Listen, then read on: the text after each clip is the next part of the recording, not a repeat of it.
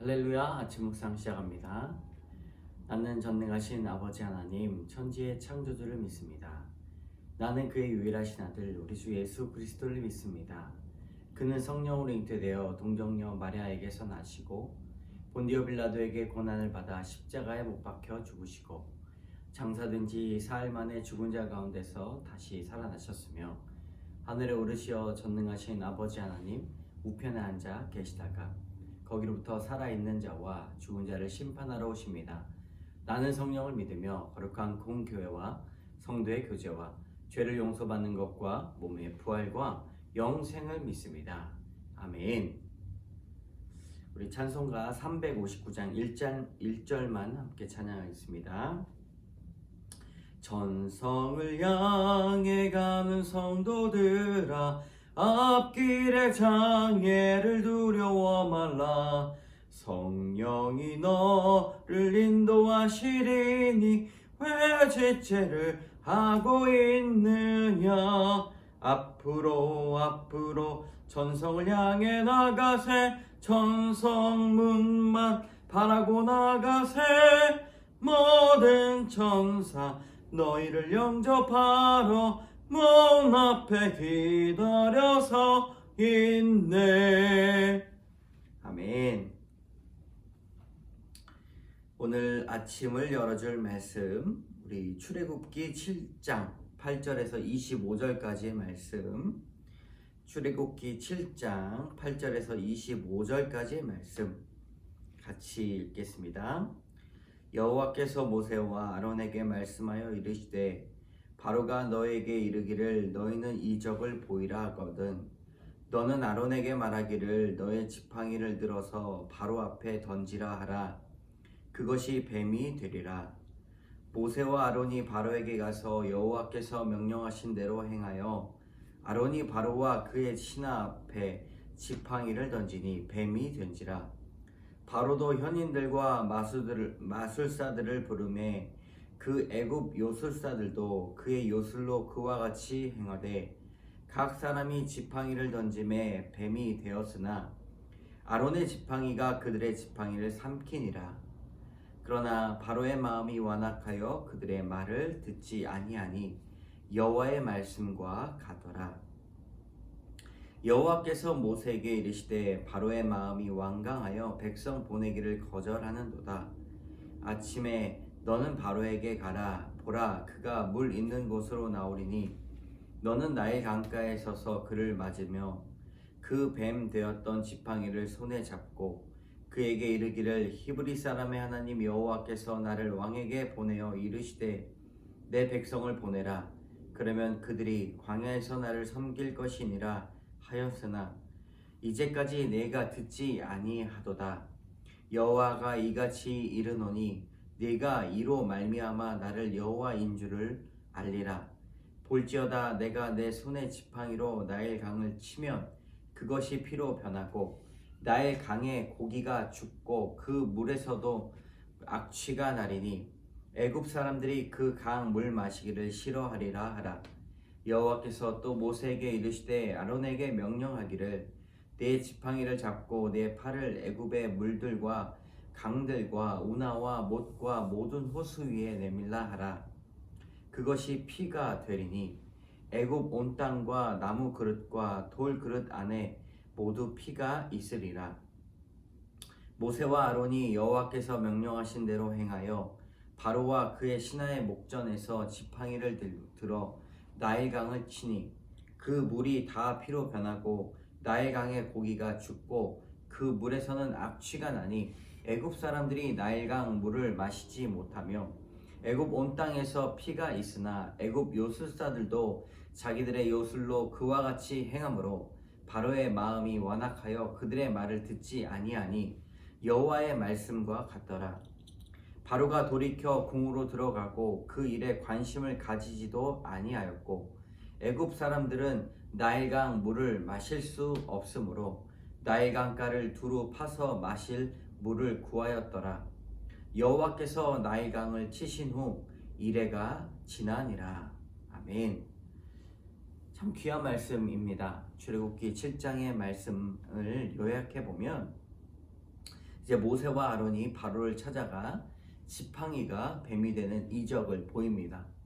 어떻게 보면 이 지팡이가 뱀이 되는 이적은 참으로 놀라운 일이지만 사람의 마음을 바꾸는 데는 부족해 보입니다. 애굽의 요술사들도 그와 같이 행하니 바로의 마음이 완악하여 모세와 아론의 말을 듣지 않게 됩니다.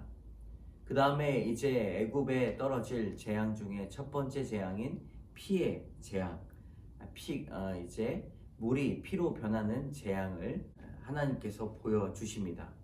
그러나 그 어마어마한 이적을 보았음에도 바로는 여전히 마음이 완악하여 하나님의 마음을 따르지 않습니다.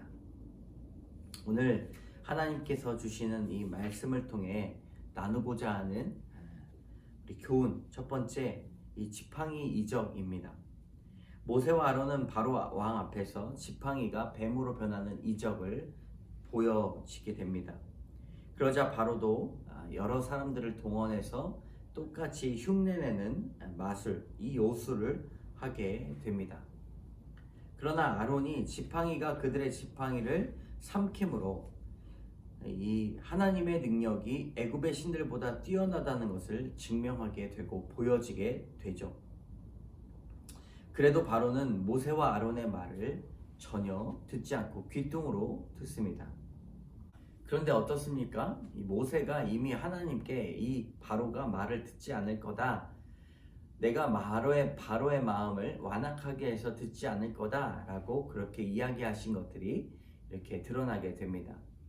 여러분, 모세와 아론이 보여줬던 이 지팡이의 기적도 대단하지만 하나님께서 바로의 마음이 완악하다는 걸 아시기 때문에 이 정도의 이적으로는 사람의 마음을 들리지 않을 거다라고 이야기를 합니다.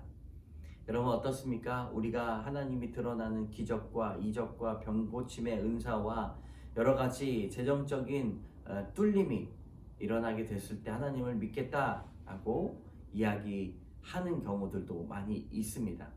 그러나 이적을 보면서 믿음이 커지는 것이 아니다라는 것을 증명하게 되는 것이죠. 말씀을 거부하는 사람은 아무리 기적을 보아도 믿음이 결코 생기지 않고 마음만 더 완악해집니다. 여러분, 우리는 이적을 바라고 있습니까? 그리고 내 삶의 기적을 바라고 있습니까? 그것만 이루어지면 하나님 앞에 더 가까이 갈 것이다 라고 그렇게 생각하시는 분들이 있습니까? 한번 적용해 봅시다. 말씀으로 사람이 살아나고 가정이 회복이 되는 이적이 눈앞에서도 펼쳐지고 있는데 믿지 못하는 나의 완악함은 무엇입니까? 한번 나누어 봅시다. 두 번째, 피의 재앙입니다. 나일강은 애굽 사람들에게 젖줄이고 생명줄입니다. 이 풍요를 가지고 오게 하는 이 강의 이름이 바로 나일강이죠. 이 강을 신격화해서 이 애굽 사람들은 숭배를 했습니다. 그래서 이른 아침에 바로와 그 신하들이 나일강을 관장하는 신에게 제사하러 가다가 모세와 아론을 만나게 된 것이죠. 이 나일강을 하나님이 모세와 아론을 통해서 그 모든 강의 물이 피로 변하게 됩니다. 이것도 지팡이가 뱀이 변하여서 애굽 사람들의 뱀을 먹는 이적과 같은 현상인 것이죠. 곧 하나님께서 이 애굽 땅의 모든 신들보다 강하다라는 것을 보여주고 계시는 그런 일련의 사건들이다라고 볼 수가 있습니다. 애굽 신들의 신성을 부인하고 그들의 거짓된 것을 폭로하는 아주 현실적인 기적인 것이죠. 성도는 피조물을 우상으로 숭배하는 이 세상에서 생명의 근원 되시는 창조주 하나님만을 의지하고 영적인 전쟁에서 이겨내야 할 것입니다. 그럴 때 우리는 영적인 온전한 승리를 이겨낼 수 있고 육적인 승리도 이뤄낼 수 있다는 것이죠. 여러분 적용해 봅시다.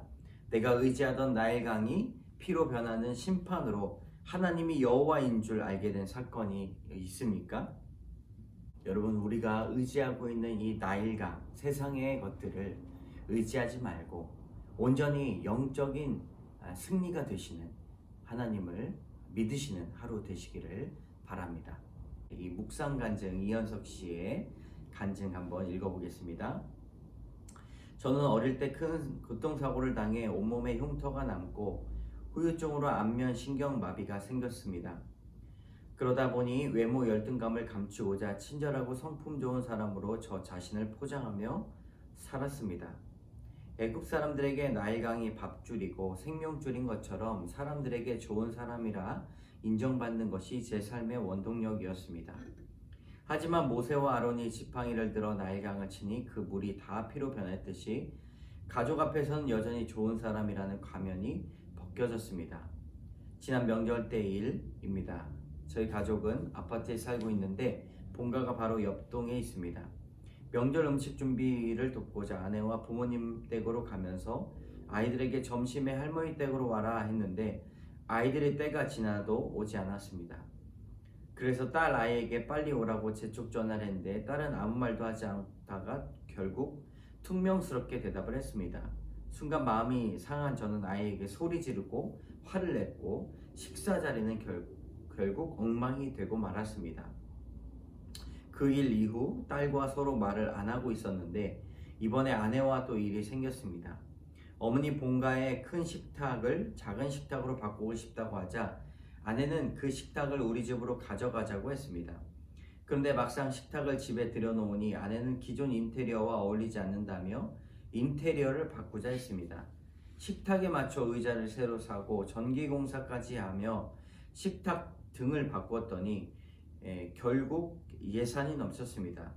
그런데도 아내가 금전적인 부담을 크게 신경 쓰지 않는 것처럼 보이니 아내와 다투게 됐습니다.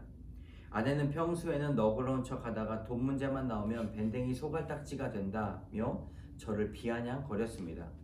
그런데 이 일로 마음이 상해했던 제게 딸이 먼저 와 아빠 미안해 라고 말했습니다. 그러자 아론의 지팡이가 애굽 요술사 지팡이를 삼킨 것처럼 딸의 사과 한마디가 옳고 그름을 따지던 저의 말을 삼켜버렸고 평소에 가족의 말을 제대로 들어주지 않은 제가 문제 가장임을 비로소 인정되었습니다. 그러니 완악한 바로와 같은 저 때문에 힘들었던 아내와 딸에게 너무 미안했습니다. 이젠 날마다 말씀으로 저의 옳고 그름을 가치관을 가지치게 하며 가족의 말을 잘 들어주겠습니다. 참 귀한 아주 일상적인 삶의 간증입니다.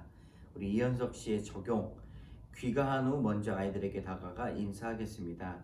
아내의 이야기를 잘 들어주고 토요일마다 함께 산책 나가겠습니다. 이런 적용을 하였습니다. 저도 비슷한 내용으로 때론 딸과 아내를 바라볼 때 이 이현석 씨와 같이 감사하기보다는 불평하였고 또 교회를 볼 때 목회할 때 힘든 것만 바라보았지만 이것들조차도 참 감사하게 받아들이지 못하는 저의 모습에 오늘도 회개합니다.